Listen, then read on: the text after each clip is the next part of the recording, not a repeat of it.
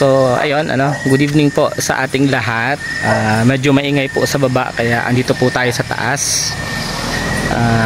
Siyempre binabati natin yung buong Rochelle community sa magandang gabi po at magbibigay lang po ako ng konting paglilinaw, magbibigay lang po tayo ng konting paglilinaw sa mga kumakalat na comment and then fake account ko po sa mga tulad po nitong isang nag-comment dito sa isang post.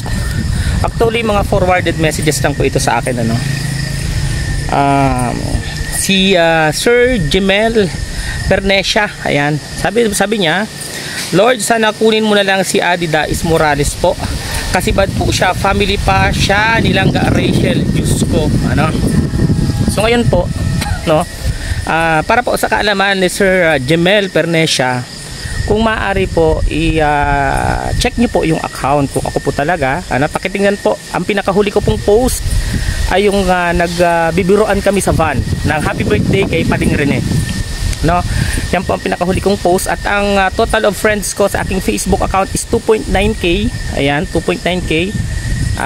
Paki-check naman po kung ako po ito. Syempre mayroon pang isa, sabi niya, tigilan mo na ang kahibangan mo, Adida Morales, ni Ma'am Nene Marjorie Valencia. So ayan, panawagan lang po sa mga gumagamit po at naniniwala sa aking fake account na paki-double check po at alam po natin na ako po hindi nagko-comment ng ganyan, bagkos ako po yung nagsasalita sa aking Facebook account, sa aking YouTube channel. Ayan, nililinaw lang po natin na maging mapagmatsyag po tayo at maging matalino po sa pagtitingin ng mga legit at hindi legit na account. So at maraming salamat din naman po sa mga nagtatanggol sa atin dyan sa part na yan. Ako po yung nagpapasalamat po sa inyo dahil kayo po, yung mga matatalino nating supporters, subscribers, alam po nila kung fake account o hindi yung nagko-comment. Wala naman pong masama dun sa comment para sa akin kasi alam kong hindi naman yun ako. Ang problema, naghahangad ng kamatayan. Ayaw pa naman nating mamatay kasi marami pa tayong kailangang gampanan dito sa mundo. So ayun, pakiusap lang po natin na pakicheck lang po yung account at wag pong magsasalita ng masama, lalo't hindi naman po ako yung nagko-comment. At alam niyo naman po na ako po ay nandito para ipagtanggol ang maglangga, hindi para i-bash, hindi para gawa ng issue, hindi para ilaglag yung dalawa, hindi para paghiwalayin yung dalawa.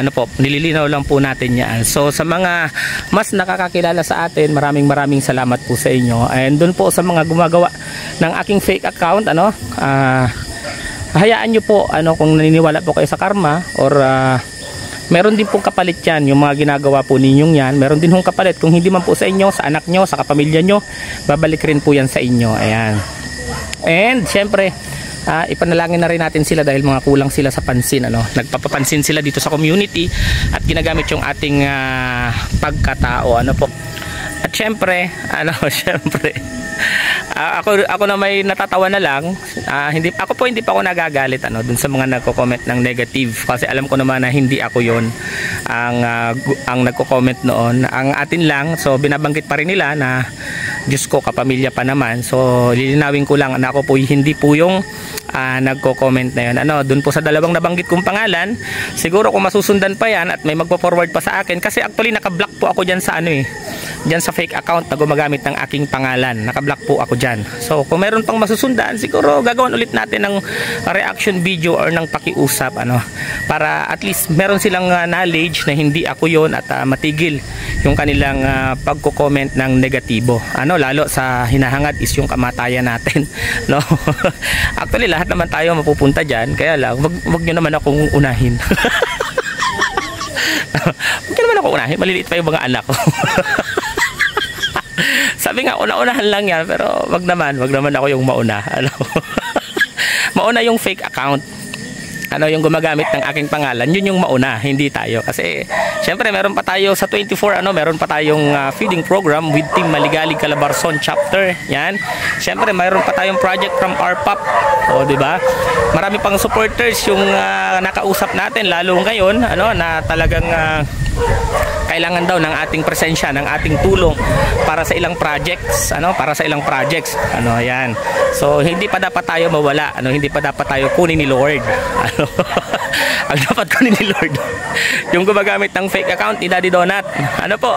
So ayan, nagti-thank you tayo sa mga naniniwala pa rin naman sa atin, yung mga nagdo-double check kung fake account ba o hindi, yung nagko-comment, ano. At syempre, yung mga concern na tao na nag-send sa atin ang ganyang mga screenshots ng mga comment. Maraming salamat po sa inyo, ano. And nagpapasalamat din syempre tayo sa ating mga solid sponsor na nandyan, lalo kay Ate Inday, ano. Thank you so much sa isa pa nating anonymous sponsor. Thank you so much sa mga titas natin, ano, na nandyan lagi. Kaya kila Tita Jean Miranda Marbilla, maraming salamat.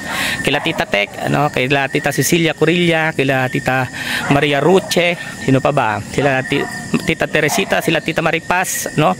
Si Tita Ami, ayan, si Tita Ami. Syempre si Tita Lea Veray at si Ate Laila Mendoza official na andyan na umaalalay at tumutulong sa atin, ano. Ayan, maraming salamat po sa inyo. Syempre sa buong Rochelle community, ano, na laging nandyan at handang tumulong sa Maglangga. Syempre nadadamay ho tayo dyan at syempre pinagkakatiwalaan din ho tayo, ano. So ito lang po yung huling masasabi ko na tingnan po natin, suriin natin kung fake account po o hindi yung mga nagko-comment, ano.